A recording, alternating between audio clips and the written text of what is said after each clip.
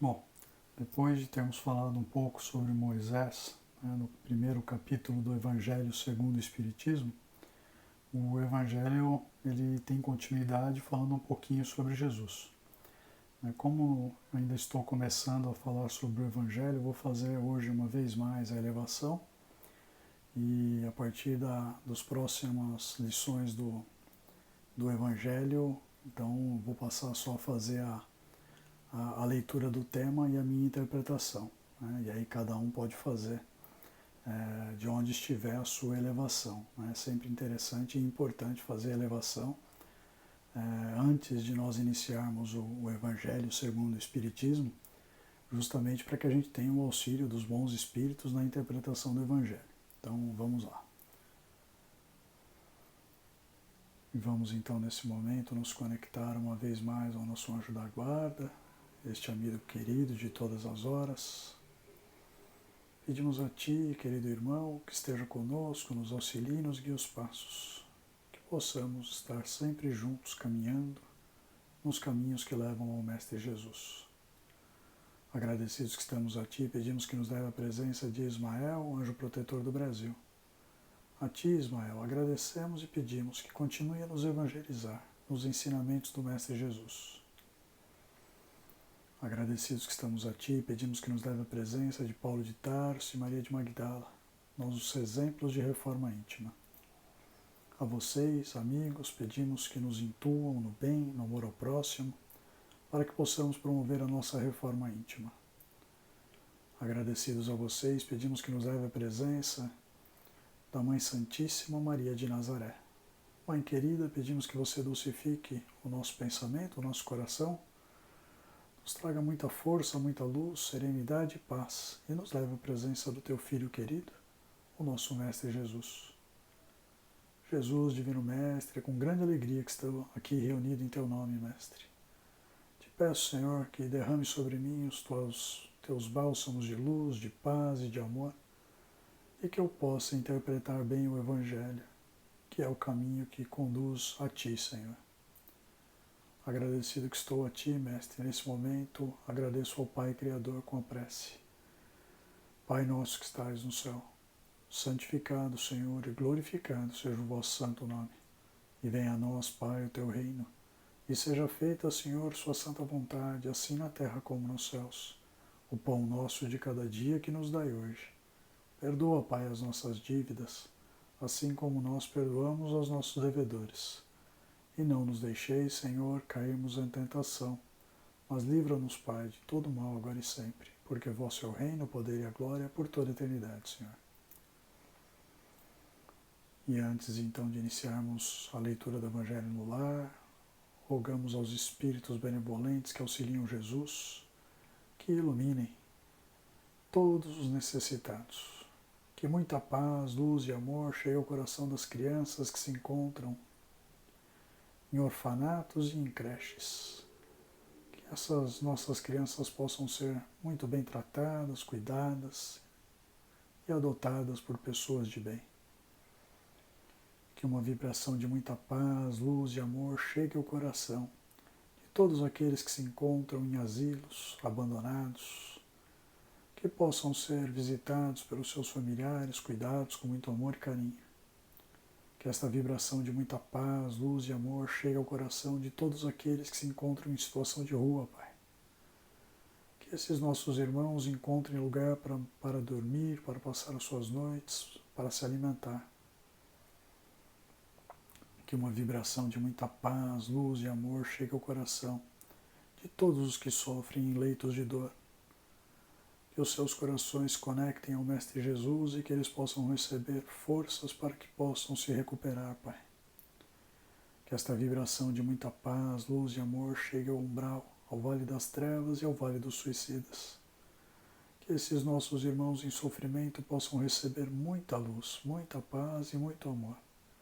E que possam ser conduzidos para colônias de refazimento e de regeneração, onde possam voltar a trilhar no caminho do bem e do amor ao próximo. Graças a Deus e graças a Jesus. Vamos lá então, fazer então agora a leitura do da continuação do primeiro capítulo do Evangelho, que fala assim sobre Cristo. Jesus não veio destruir a lei, quer dizer, a lei de Deus.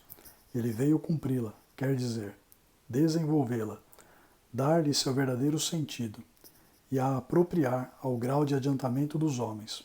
Por isso se encontra nessa lei o princípio dos deveres para com Deus e para com o próximo, que constituem a base de sua doutrina.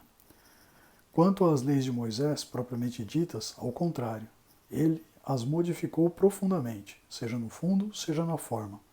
Combateu constantemente o abuso das práticas exteriores e as falsas interpretações.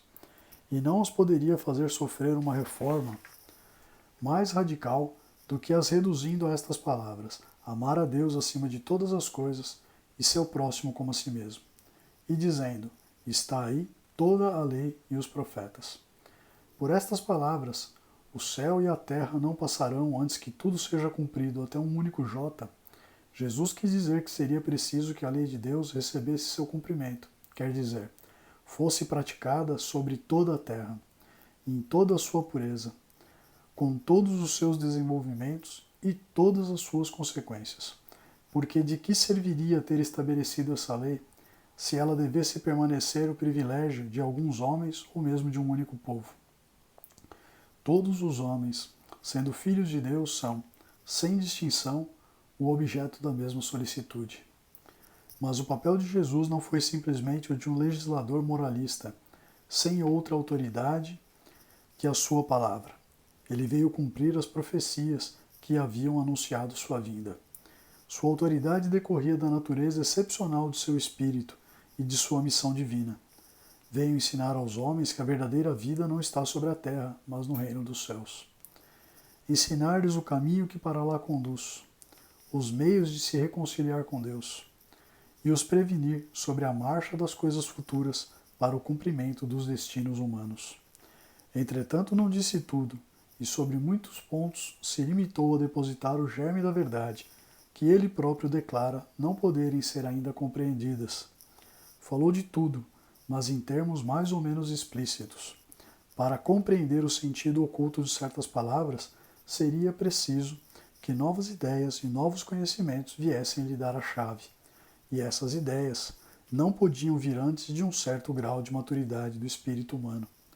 A ciência deveria contribuir poderosamente para a eclosão e o desenvolvimento das ideias. Seria preciso, pois, à ciência dar o tempo de progredir.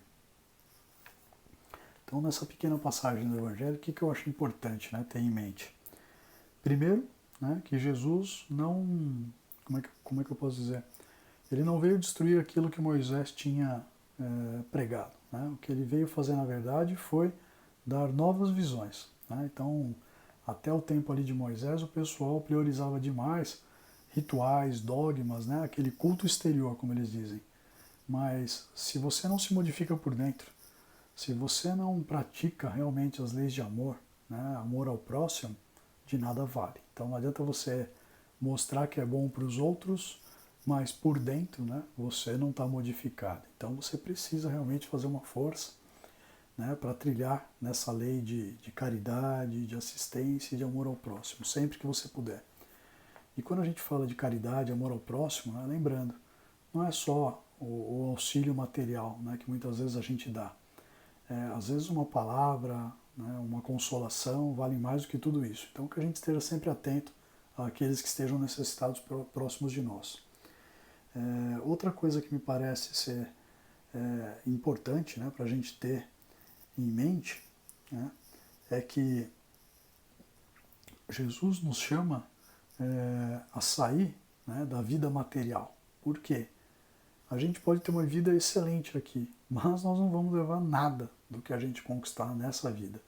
A única coisa que a gente vai levar para o lado de lá é conhecimento e o nosso grau de desenvolvimento moral.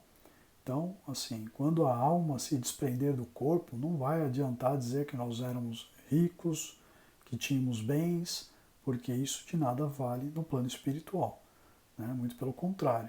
O que vai ser perguntado para nós é o que nós fizemos e desenvolvemos de bom para auxílio de todos os que nos cercam. Acho que com base nesse questionamento já dá para saber né, que, uma vez mais, a máxima que Jesus nos ensinou, que é amar a Deus acima de todas as coisas e a seu próximo como a si mesmo, né, assim, acho que Jesus se resume a isso, né, auxiliar a quem nós pudermos, quando pudermos, da melhor forma que pudermos, né, praticando essas leis no nosso dia a dia, nós vamos estar se tornando pessoas melhores e certamente seremos bem recebidos, né, quando a gente for para o plano espiritual. E termina por dizer, né, que muita coisa Jesus poderia ter ensinado muito mais para nós, porque muitas vezes você vai ler a Bíblia ou o próprio Evangelho, e você tem um pouco de dificuldade de entender, mas por quê? Há 2000 anos atrás, os homens não tinham preparo para entender ainda, né, a significação dos ensinamentos de Jesus, né? A gente tem que lembrar, né, que ainda tinha apenas aquelas invasões, o conquistar terreno, né, a custo de milhares de vidas, e assim, às vezes as pessoas não desenvolviam esse senso de amor, né? Então, partindo desta premissa, como eu disse, de amor ao próximo e de caridade, isso aqui é a base do Espiritismo e é a base do ensinamento de Jesus. E aí, a partir da próxima aula, a gente começa a falar um pouquinho, né, sobre o Espiritismo e também da aliança, né, que a ciência tem condições de fazer com a religião. Um grande abraço. Tchau, tchau.